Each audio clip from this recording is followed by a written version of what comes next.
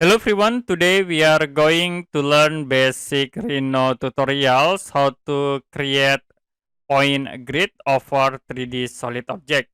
For example, I will draw a rectangle and then use extrude tool. You can tap extrude cube, select this object and enter, move to the top like this. You also can change into render view. Now, if you want to create points over this 3D solid, you can go to point drop down menu and then we can use these tools, drag point grid over objects. You can click and I will click like from this corner points into here and release. So it will be automatically create point.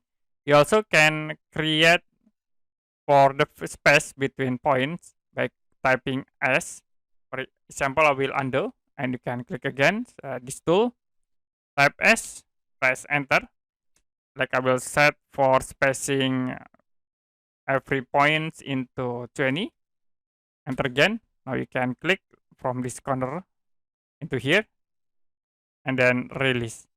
So it will be create spacings about 20 every point.